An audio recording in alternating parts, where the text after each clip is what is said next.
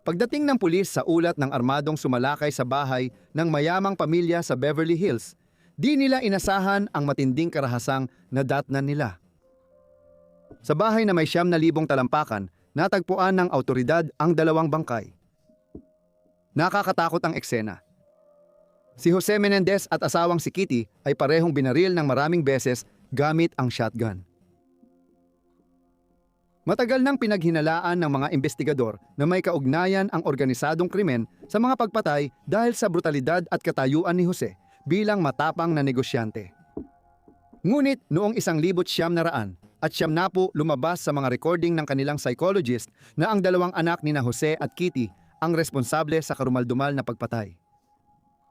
Pagkatapos aminin sa therapy, inaresto at kinasuhan sila ng pagpatay sa kanilang magulang. Giit ng pulisya, pera ang motibo sa pagpatay sa mayamang mag-asawa. Ngunit hindi lahat ay ayon sa inaasahan dahil sa unang paglilitis, lumabas ang kwento ng matinding pang-aabuso at desperasyong makatakas sa bangungot na sitwasyon. Samahan ninyo kami sa dokumentaryong ito habang sinusuri natin ang isang pamilyang nagkakagulo, ang brutal na kaso ng magkapatid na Menendez.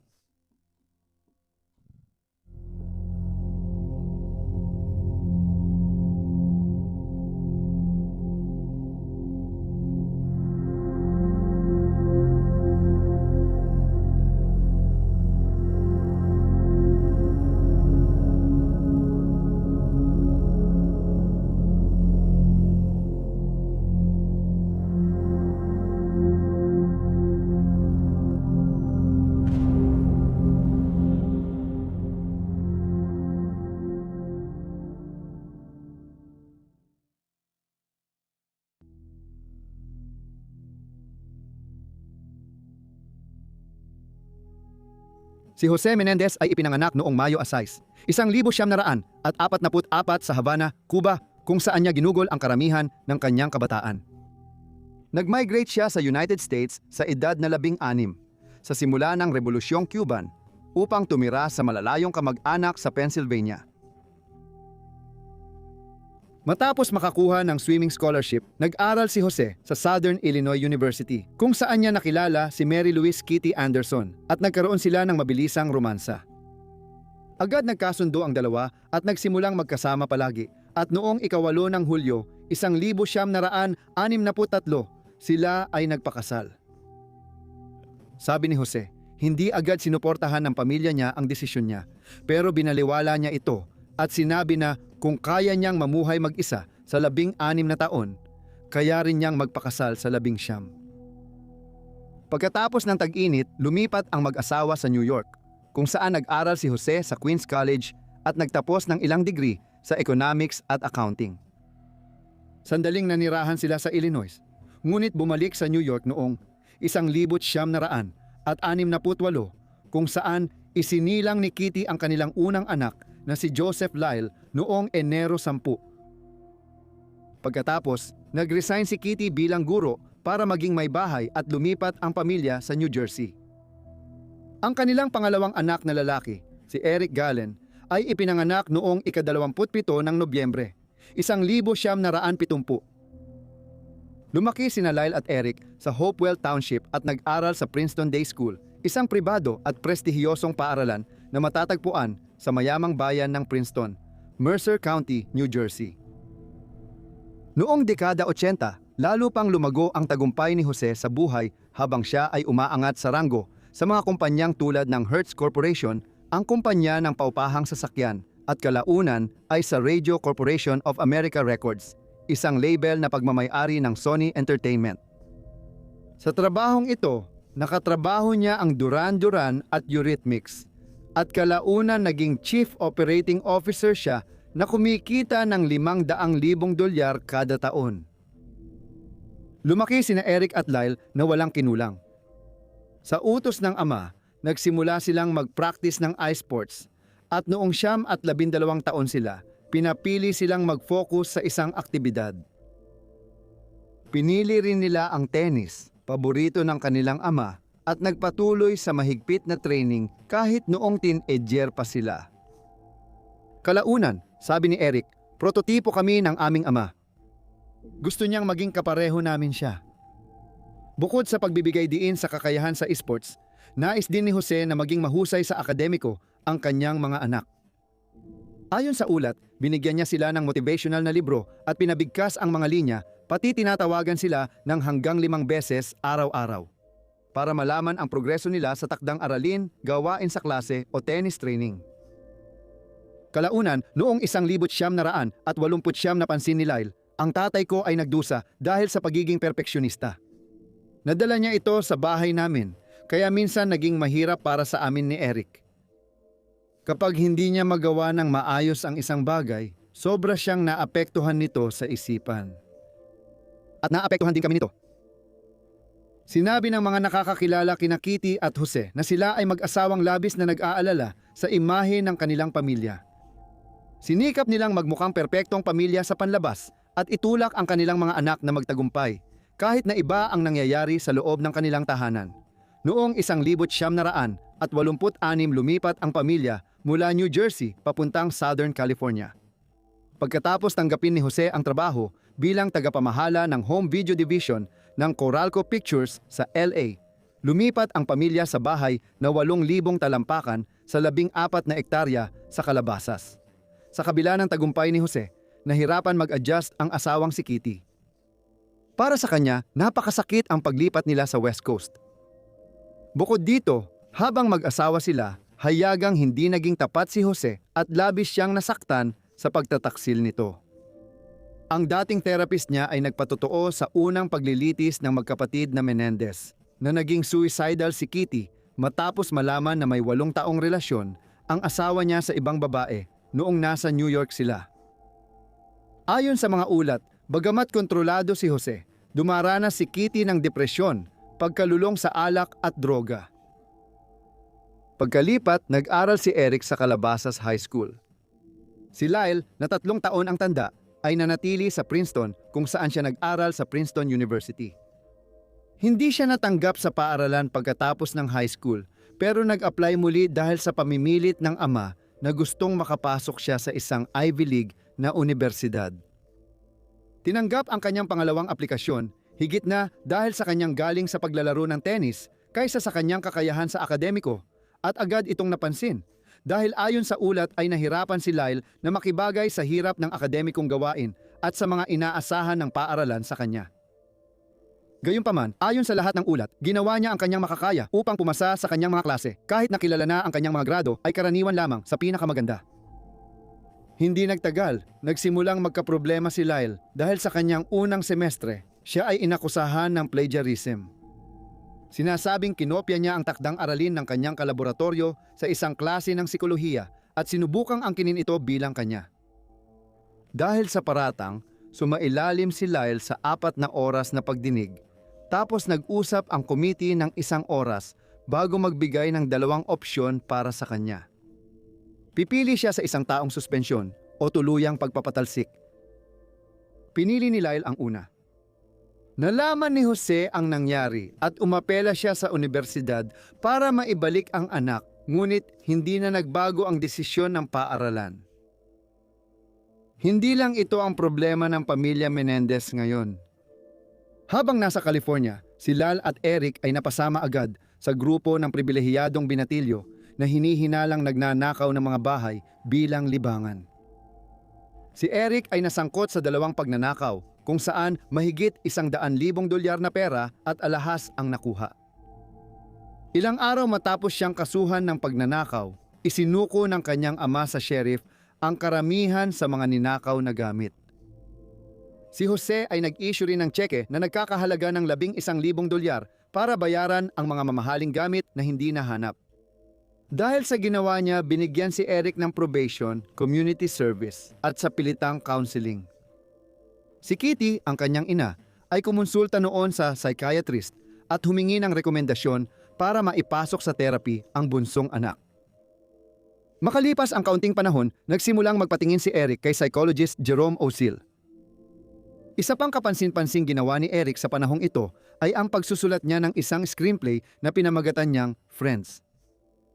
Ang kwento ay tungkol sa isang mayamang binata na nagsisimula ang istorya sa pagpatay niya sa kanyang mga magulang para makuha ang mana. Matapos maaresto ang magkapatid na Menendez noong 1990 at 90, marami ang tumuro sa kwentong ito bilang ebidensya ng motibo sa likod ng pagpatay. Noong 2017, nakipag-usap ang American Broadcasting Company News kay Craig Signorelli, kaibigan at kaklase ni Eric na siyang sumulat ng screenplay kasama niya. Ayon kay Craig, nalala ko ang usapan namin tungkol sa opening scene at na kailangan nating magtatag ng krimen, pati mana ng pangunahing tauhan para matupad ang pangarap niyang gumawa ng hunting ground para sa mga tao.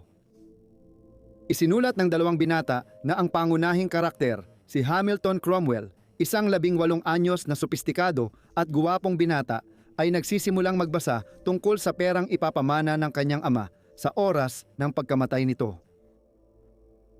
Pumasok si Hamilton sa silid-tulugan ng kanyang mga magulang sa gabi na may masamang balak. Sabi ni Craig, hindi talaga tungkol sa binatang pumatay sa magulang para sa pera ang pangunahing kwento. Kailangan lang nilang paraan para mamanahan ng karakter ng pera para magawa ang hinihingi ng kwento. Sabi ni Craig, 3 paraan ang nakikita ko. Manalo sa loto, magtrabaho ng husto ng 1 taon para kumita ng $100 milyong mula edad 18 hanggang 19 o magmana. Para sa amin, bukod sa loto, magmana lang talaga ang opsyon. Kaya yun ang napiling eksena. Noong 1988, matapos ang unang pagkakasangkot ni Eric sa batas, nagpasya si Jose na ilipat muli ang pamilya. Nanirahan sila sa Beverly Hills sa isang 9,000 talampakang bahay na may 6 na kwarto, pribadong pool at tennis court sa Elm Drive. Kahit bumalik si Lyle sa Princeton University noong 1989 matapos ang 1 taong suspensyon, hindi pa rin niya nakuha ang tagumpay sa pag-aaral. Ayon sa ulat, hindi niya gusto ang universidad at pinag-isipan ang paglipat, dagdag pa na nandoon lang siya dahil iyon ang gusto ng kanyang mga magulang.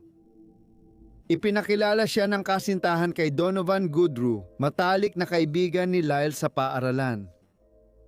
Ayon sa media, handang isulat ni Donovan ang mga sanaysay ni Lyle para makapagpatuloy ito sa Princeton, ngunit bumaba pa rin ang grado niya kaya naparusahan siya sa akademiko.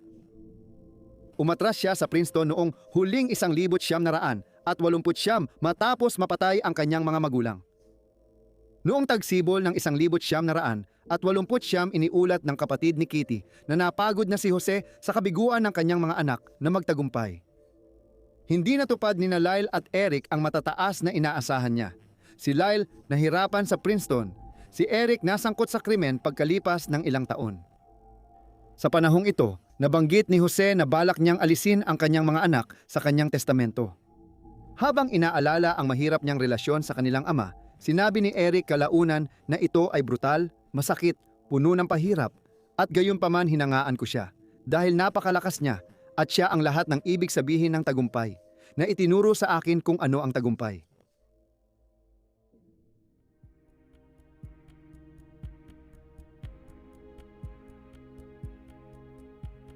Noong ika-20 ng Agosto, 1989, sina Jose na 45 taong gulang at Kitty na 47 taong gulang ay binaril at napatay sa loob ng kanilang bahay sa Beverly Hills. Si Jose ay binaril sa likod ng ulo nang malapitan at tinamaan pa ng 3 beses sa braso at binti. Si Kitty ay binaril ng 4 na beses sa ulo at 5 beses sa katawan. Batay sa ulat, gumapang pa raw ang ina ng dalawa bago siya binaril ng malubhang putok. Nalaman na 2 araw bago ang insidente, sina Eric at Lyle ay nagpunta sa mga tindahan ng baril upang bumili ng handgun. Gayunpaman, dahil sa 2 linggong paghihintay na itinakda ng batas sa baril, bumili na lang ang dalawa ng mga shotgun at ilang kahon ng bala. Isang kapitbahay ang nagsabing nakarinig siya ng sunod-sunod na putok noong gabing iyon. Pero ani niya, wala akong inisip doon. Hindi ko inakalang putok ng baril iyon, lalo na dito. Matapos patayin ang kanilang magulang, kinuha ng magkapatid na Menendez ang mga basyo ng bala bago umalis sa bahay. Inasahan nilang darating agad ang mga pulis, pero nagulat sila nang walang dumating habang naglilinis sila. Pagkaalis nila sa bahay ng kanilang mga magulang, itinapon nila ang kanilang mga damit na may dugo at inilibing ang kanilang mga baril sa kung saan sa kahabaan ng Mulholland Drive. Pagkatapos, pumunta sila sa sinehan para bumili ng tiket sa Batman bilang alibi. Iniwan nila ang plano dahil sa oras ng mga tiket at sa halip ay pumunta sa Taste of LA Festival sa Santa Monica Civic Auditorium. Mga 1 oras at kalahati ang lumipas. Nakatanggap ang mga operator ng 911 ng isang balisang tawag mula sa isang binatang nagpakilalang si Lyle Menendez, 21 taong gulang. Umiiyak siya, binaril at pinatay ang mga magulang ko. Sinabi niya na pag-uwi nila ni Eric, natagpuan nilang patay ang kanilang mga magulang sa bahay. Pagdating ng pulis, sinabi ni Eric na 18 na sumigaw siya habang nakayakap sa sarili at nakadapa sa damuhan, umiiyak. Hindi inasahan ng mga pulis na rumesponde sa insidente ang matinding karumaldumal na patayan na kanilang nadiskubre sa loob ng bahay. Sinabi ni Detective Leslie Zuela ng Beverly Hills Police, si Kitty ay nakasuot ng puti, balot siya ng dugo. Si Jose ay binaril ng shotgun sa ulo. Dugo kahit saan, nakakatakot talaga iyon.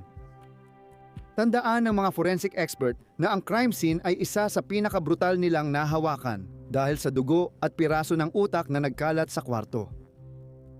Ayon kay retiradong detective ng Beverly Hills Dan Stewart, dugo, laman, bungo. Mahirap ilarawan, lalo na si Jose, na parang tao na makikilala mo pa. Ganun kalala iyon. Ang putok ng shotgun sa ulo ni Jose ay nagdulot ng deformidad sa kanyang mukha.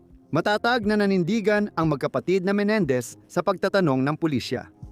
Ayon sa kanila, noong gabi ng pagpatay, pumunta sila para manood ng License to Kill ni James Wan. Pero dahil mahaba ang pila, pinili na lang nilang panoorin ang bagong Batman.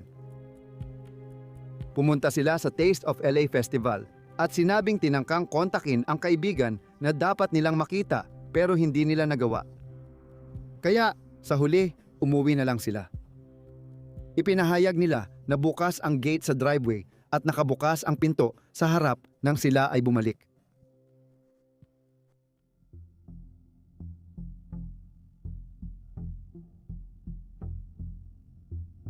Una, inisip ng mga investigador na sangkot ang organisadong krimen dahil sa brutal na pagkamatay. Ayon sa isang dating executive ng Live, si Jose ang pinakamatalino at pinakamatatag na negosyanteng nakatrabaho niya. Lagi siyang nauuna sa laban.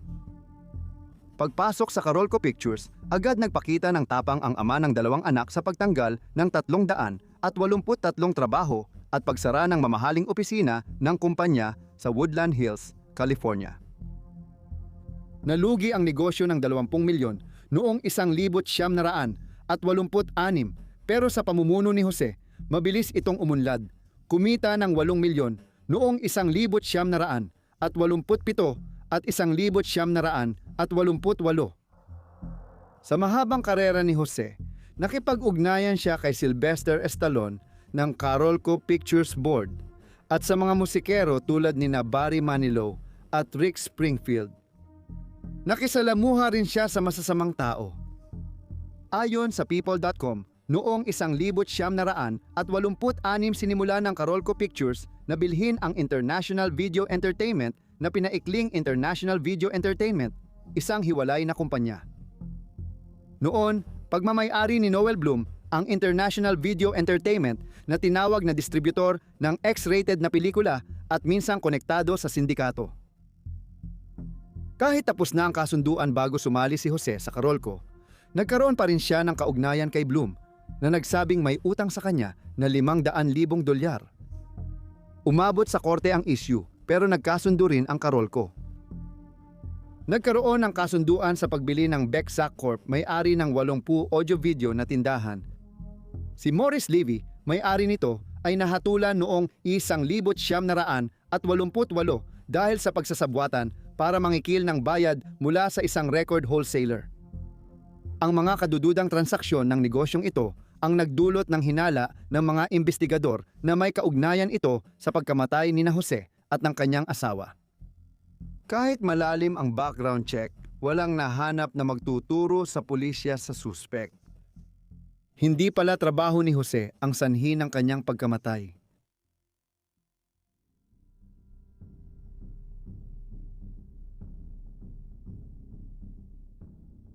Di nagtagal, ang atensyon ng mga investigador ay napunta kina Menendez Brothers, na kamakailan lang ay tumanggap ng 400,000 na insurance matapos mamatay ang kanilang mga magulang.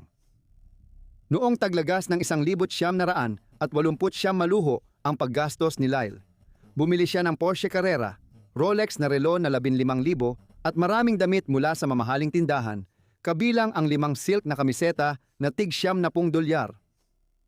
Umabot sa $600 ang kabuoang binili, at ayon sa empleyado ni Lyle, nagkaroon na kami ng mas malalaking benta, pero hindi sa 4 na minuto lang. Dahil sa pakiramdam niyang malaya na mula sa plano ng magulang, huminto si Lyle sa Princeton at nagsimulang maghanap ng lokal na negosyo na gusto niyang bilhin. Noong Enero 1990, binili niya ang Chuck's Spring Street Cafe, paboritong tambayan ng mga estudyante, sa halagang mahigit $250,000. Naalala ng manager na si Gus Tangelos na napakasipag si Lyle at halos lahat ng oras niya ay nasa negosyo. Isang araw, dumating ang binata at naghanda ng sarsa ng chicken wings kahit hindi pa siya nakakapagpalit ng mamahaling damit. Naalala ni Gus, sinabi ko, "Boss, bakit mo ginagawa yan?" Sabi niya, "Kailangan nating alagaan ng tao at hindi sila dapat maghintay ng matagal." Yan ang tinatawag kong agresibong negosyante. Dahil sa kasikatan ng kanilang Buffalo Wings, pinalitan ni Lyle ang pangalan ng restaurant sa Mr. Buffalo's.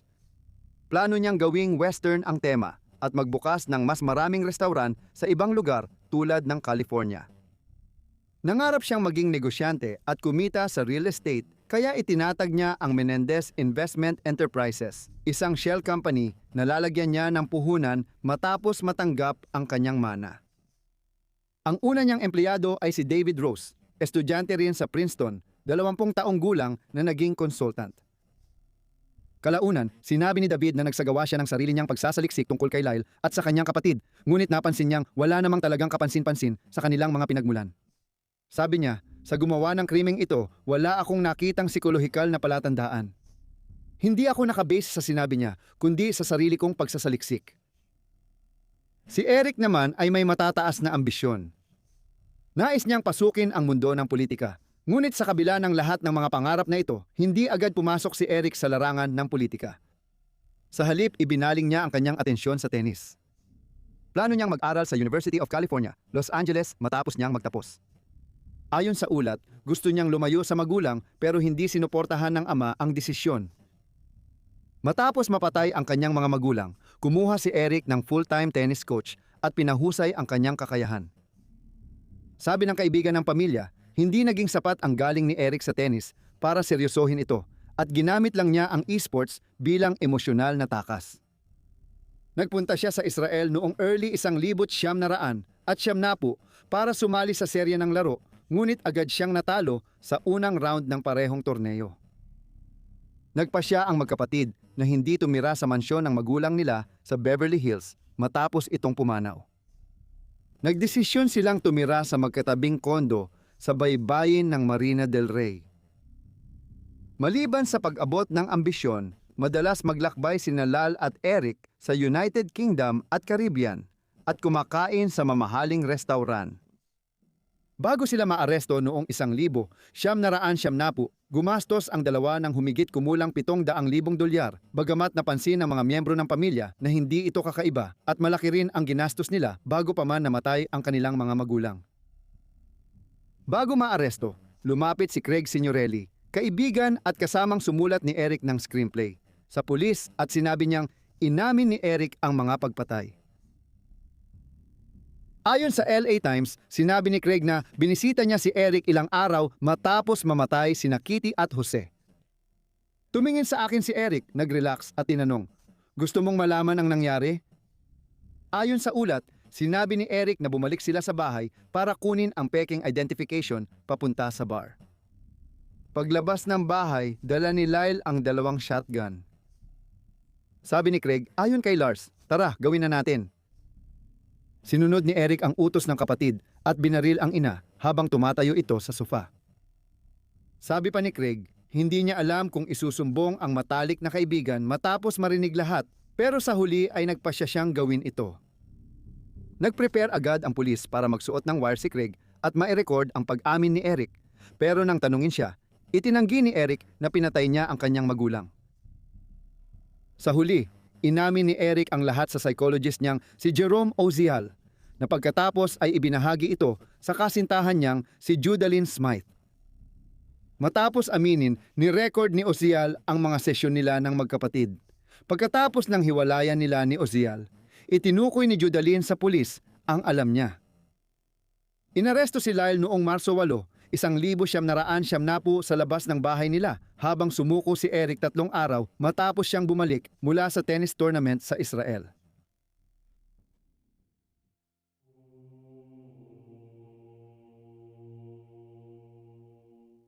Nagkaroon ng kaunting pagkaantala sa pagsisimula ng unang paglilitis kina Menendez magkapatid dahil sa isang apela na isinampa matapos mapagpasyahan na ang mga naitalang pag-uusap ni na Eric at ng kanyang therapist ay maaaring gamitin bilang ebidensya sa korte. Noong 1972, pinayagan ang karamihan sa tape bilang ebidensya maliban sa isa kung saan nabanggit ni Eric ang pagpatay. Noong Disyembre din ng taon na yon, kinasuhan ng first-degree murder ang magkapatid na Menendez sa kanilang mga magulang. Bagaman sinubukan ng prosekusyon na magdagdag ng espesyal na mga pangyayari sa mga kaso, na ang pagpatay ay ginawa para sa pinansyal na pakinabang, napag-alaman na walang sapat na ebidensya para dito at tuluyang inalis ito sa mga paratang. Idinagdag ang bagong espesyal na pangyayari na nag-abang sila kaya naging kwalipikado sila sa parusang kamatayan. Nagsimula ang unang paglilitis noong ika-20 ng Hulyo, 1973. Magkasamang nilitis ang magkapatid, ngunit magkahiwalay ang huradong magpapasya. Kinatawan sina Leslie Abramson at Jill Lansing at ang kanilang kwento sa paglilitis ay hindi inaasahan, trahedya at ikinagulat ng marami pero hindi ng lahat. Nagpatotoo sina Lyle at Eric na pinatay nila ang kanilang mga magulang dahil sa matagal na pang-aabuso, lalo na mula sa kanilang ama na si Jose. Inakusahan ng magkapatid ang ama nilang si Jose na pedopilya at ng molestiya kay Lyle mula edad 6 hanggang 8, hindi lang bilang mahigpit at perpeksyonista. Ayon kay Eric, nagsimula ang pang-aabuso noong siya'y 6 na taong gulang at hindi ito natigil. Makalipas ang matagal na panahon, noong 2017, in-interview si Eric para sa docu-series na The Menendez Murders. Ikinuwento ni Eric ang lahat. Sa panahong ito, ibinahagi niya ang ilang nakakatakot na detalye ng karanasan sa ama, kabilang ang pagpapahilot at pagpilit sa oral sex. Inilalarawan niya kung paano niya ako papatayin kapag tumakas ako. Ikinuwento ni Lyle sa paglilitis na minsan niyang kinumpronta ang ama tungkol sa hinala niyang ginagawa nito sa bunsong kapatid nang siya ay 13 at si Eric ay 10 taong gulang. Samantala, ipinaliwanag ni Eric na noong siya ay 17 taong gulang, sinubukan niyang tanggihan ang mga ginagawa ng kanyang ama at tumugon si Jose sa pamamagitan ng pagtutok ng kutsilyo sa kanyang leeg. Sa paglilitis, ipinakita ng depensa ang ilang litrato ng mga batang lalaki na kuha mula baywang pababa. Inakusahan ni Lyle na ang kanilang ama ang kumuha ng mga larawan, ngunit iginiit ng prosekusyon na walang ebidensya na sumusuporta rito. Ngunit hindi lang sina Lyle at Eric ang nagsalita tungkol sa pang-aabusong naranasan nila sa kamay ng kanilang ama. Mukhang marami sa mga miyembro ng pamilya ang matagal nang naghihinala tungkol sa pangmumolestiya sa magkapatid at lumantad sila upang suportahan ang kwento ng magkapatid. Nagpatotoo ang pinsan ng magkapatid na si Diane Van der Molen na noong dekada 70, habang nakikitira siya sa pamilya, ibinahagi ni Lyle sa kanya ang nangyayari. Nang ibalita ni Diane kay Kitty ang pag-amin, pinagtanggol ni Kitty si Jose at inakusahan ang anak niya ng pagsisinungaling. Pagkatapos, pinaakyat ni Kitty si Lyle at di na narinig ni Diane na pinag-usapan pa ang issue. Isa pang pinsan, si Andy Cano, naalala noong bata siya na sinabi sa kanya ni Eric ang tungkol sa pang-aabuso na tinawag nilang pagmamasahe sa ari. Isang pangatlong pinsan, si Alan Anderson, ay nagsabi kalaunan sa 48 Hours na kahit hindi niya nakita o nasabihan tungkol sa pang-aabuso, napansin niya na habang lumalaki kasama sina Lyle at Eric, maraming pagkakataon na naliligo si Jose kasama ang 2 batang lalaki o kaya'y dinadala ang isa sa kanila sa kwarto para sa oras na sila lang dalawa. Sabi ni Alan, hindi siya pinapalapit ni Kitty sa bahay tuwing nangyayari iyon. Sabi ni Eric, hindi alam ng kapatid niya ang patuloy na pang-aabuso hanggang umamin siya rito ilang linggo bago ang mga pagpatay. Tumaas ang tensyon sa bahay dahil paulit-ulit umanong tinakot ni Jose ang dalawang bata ng kamatayan kung magsusumbong sila sa iba. Sa mga araw bago ang ika-20 ng Agosto, 1989, patuloy na tumindi ang alitan hanggang sa punto na naniwala ang dalawang binata na maaaring subukan silang patayin ng kanilang mga magulang. Gusto na magkapatid na ibunyag ang mga nangyayari. Kaya bumili sila ng mga shotgun para sa sinasabi nilang sariling depensa. Sabi ng dalawa sa korte, noong gabi ng Agosto, 20 sinara ni Jose ang pinto ng den. Kasama ang ina, nanonood sila ng telebisyon. Sabi ng magkapatid, hindi ito karaniwan. Nagsimula silang maghinala na may balak ang kanilang mga magulang na patayin sila kaya lumabas ang dalawa upang ihanda ang kanilang mga shotgun. Sabi ni Eric, pagpasok ko sa kwarto, agad akong nagpaputok. Iginiit ng prosekusyon na pinatay ng dalawa ang kanilang mga magulang dahil takot silang mawalan ng mana. Isiniwalat ng kaibigan ni Lyle sa mga investigador na 1 linggo matapos ang krimen. Bumalik siya sa California mula Princeton para sirain ang isang bagay sa computer ng pamilya. Ayon sa kanila, inamin ni Lyle na bagong testamento iyon ng kanyang ama. Sabi ng isang computer expert, inupahan sila ni Lyle para burahin ang lahat ng bakas ng testamento. Ayon sa prosekusyon, nalilito si Eric Menendez sa kanyang sexual na oryentasyon noong pagpatay at ito raw ang isa pang dahilan kung bakit pinatay ang mga magulang dahil tumataas ang tensyon kung heterosexual siya o hindi. Iniulat na nagpatotoo si Eric na nalilito siya sa kanyang sexual na pagkakakilanlan at sinabi niyang tinawag siya ng ama ng mapanirang salita at binigyan ng ina ng deadline para magkaroon ng kasintahan. Sinabi niya na ang pang-aabuso ng kanyang ama ang dahilan ng pagkalito niya sa pagkakakilanlan. Sabi pa niya, pinalabas ng ina niya na mas masahol pa sa kamatayan ang pagiging bakla. Ipinakita rin ng prosekusyon sa korte ang audio recording ng pag-uusap ni na Eric at ng kanyang therapist bilang ebidensya. Sa tape, hindi binanggit ng magkapatid ang abuso ng ama, pero bukas nilang pinag-usapan ang pagiging kontrolado nito. Sinabi rin nila na may tendensyang magpakamatay ang kanilang ina na kinumpirma ng dating therapist ni Kitty sa paglilitis.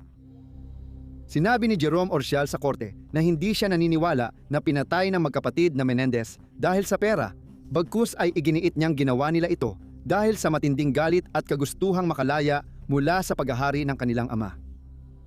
Mensahe ng kakulangan at di makakayang pamantayan. Sa tape, sinabi ni Lyle na baka natulungan pa nila ang kanilang ina nang patayin nila ito dahil napalaya ito sa pagdurusa. Gayunpaman, iginiit ng depensa na si Ozial ay naging mapanlinlang at kontrolado sa mga kwento ng magkapatid sa pamamagitan ng pagdidirekta sa mga pahayag na kanilang sinasabi. Sumang-ayon si Jude Alon Smythe, dating kasintahan, na gustong kontrolin ni Ozial ang magkapatid gamit ang pagre-record ng kanilang mga sesyon. Kahit nagsikap ang prosekusyon at depensa, nagkaroon pa rin ng mistrial dahil hindi nagkaisa ang mga hurado sa hatol. Ayon sa ulat, nahati ang hurado ayon sa kasarian. Ang babae ay pabor sa voluntary manslaughter, habang ang lalaki ay pabor sa first-degree murder. Walang umatras sa magkabilang panig kaya nagkaroon ng mistrial at itinakda ang ikalawang paglilitis noong 1995.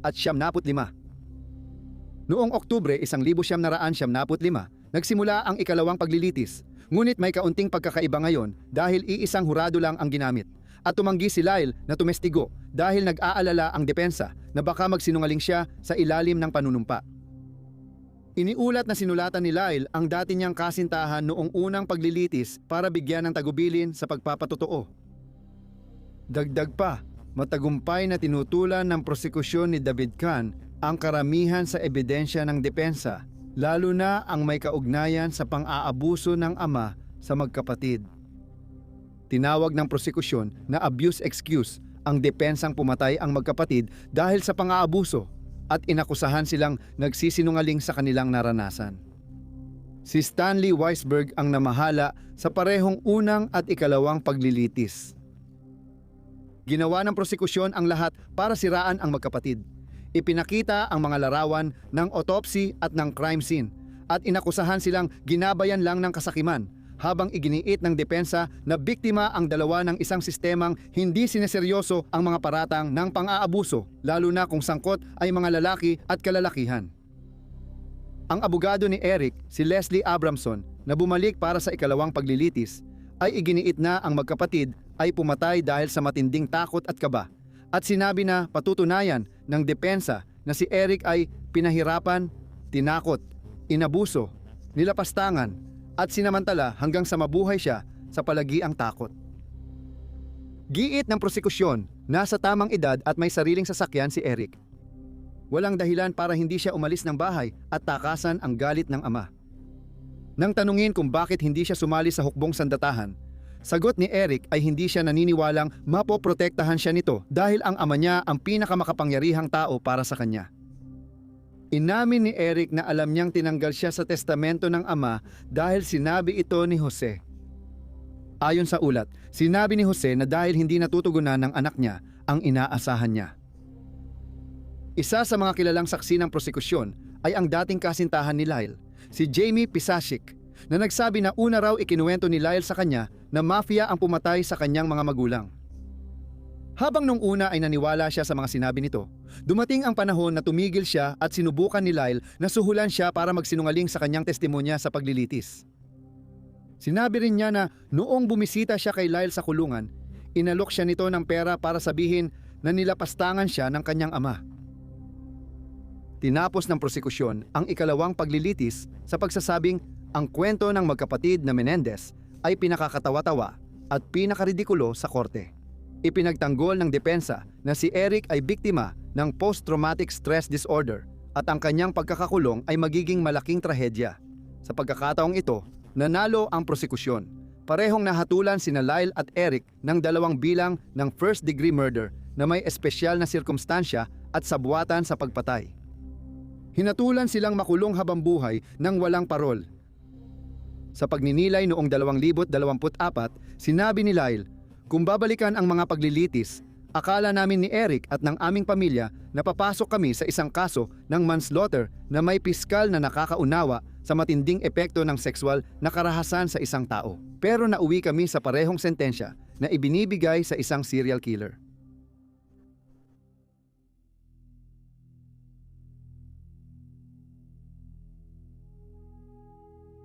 Mahigit 20 taon, magkaibang kulungan ang kinalagyan ng magkapatid na 500 milya ang pagitan.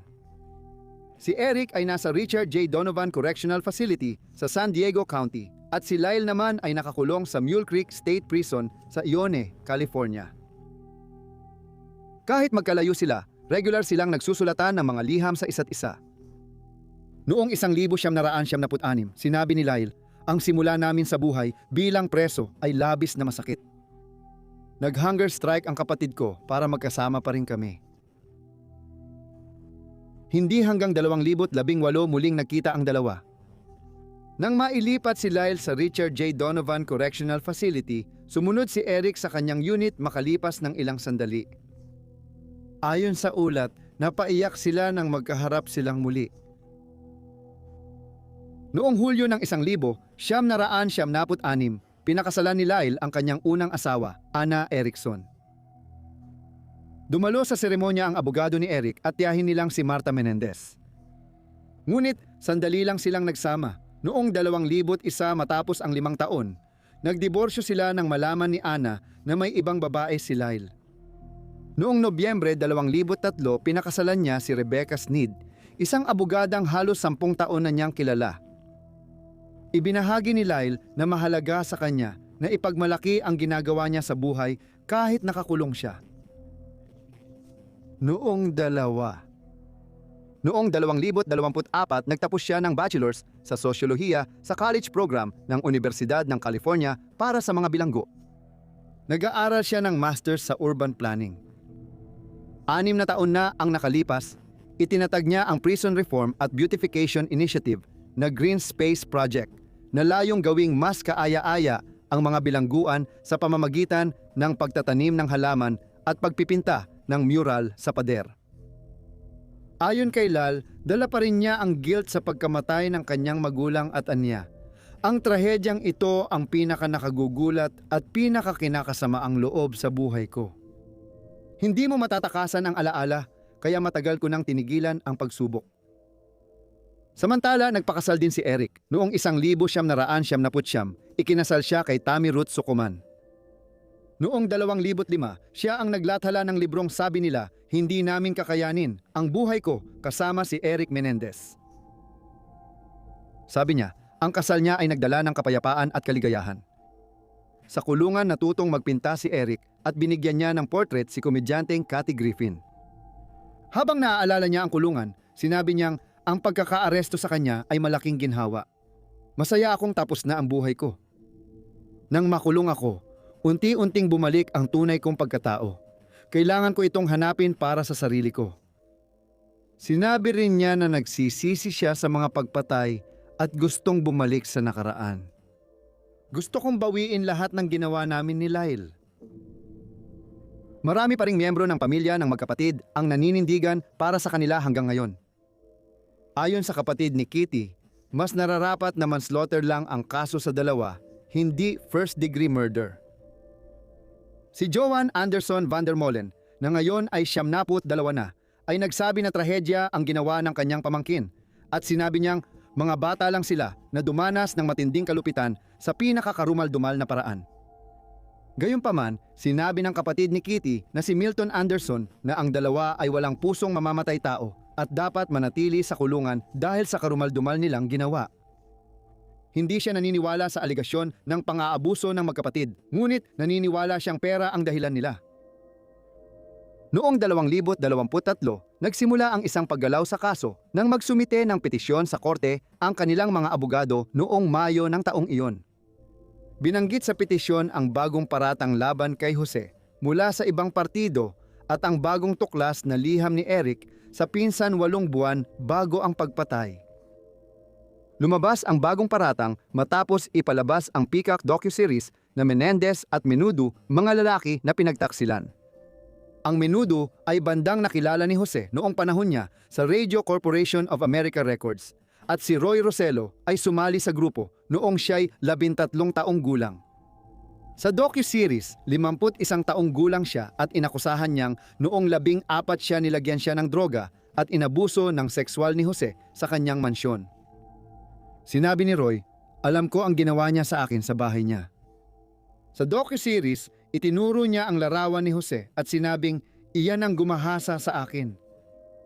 Iyan ang pedophilia.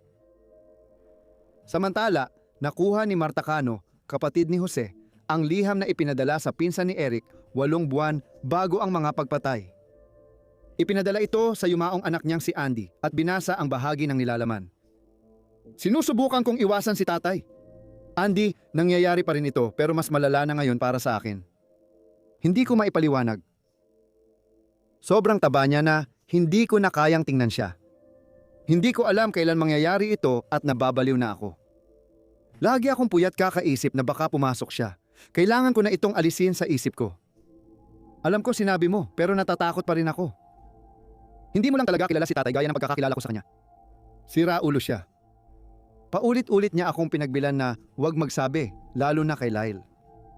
Ayon sa petisyon na inihain ng mga abogado ng magkapatid, ipinapakita ng bagong ebidensya na si Jose ay isang marahas at mapang-abusong tao at malakas ang pahiwatig na inabuso pa rin niya si Eric Menendez hanggang noong 1988. Dagdag pa rito, ang krimen ay dapat ituring na homicide at hindi murder. Nagresulta ang pagpatay sa hindi perpektong pagtatanggol sa sarili matapos ang matagal na pang-aabusong pisikal at sexual mula sa magulang. Kamakailan, nagbahagi ng salubin ang magkapatid sa bagong Netflix documentary na The Menendez Brothers na inilabas noong Oktubre 7. Tinalakay ni Eric kung paano mahal ng kanyang ama ang kanyang mga anak, ngunit para sa kanya, dapat paghihirapan ang pagmamahal na iyon. Para mahalin niya kami, kailangan naming maging karapat-dapat, kaya madalas kailangan naming tiisin ang sakit. Sinabi rin ni Eric na isang malaking maling akala tungkol sa kanya ay hindi niya mahal ang kanyang mga magulang. Malayo ito sa katotohanan. Miss na miss ko si nanay. Sana pwede akong bumalik, makausap at mayakap siya.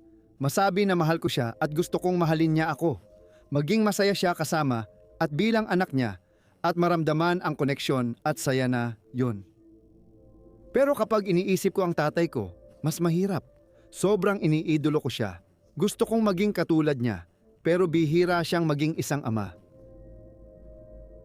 Noong huling Oktubre 2020 nang isulat ang script na ito, tanging ang pag-review pa lang ng bagong ebidensya ng LA County District Attorney ang balita sa kaso.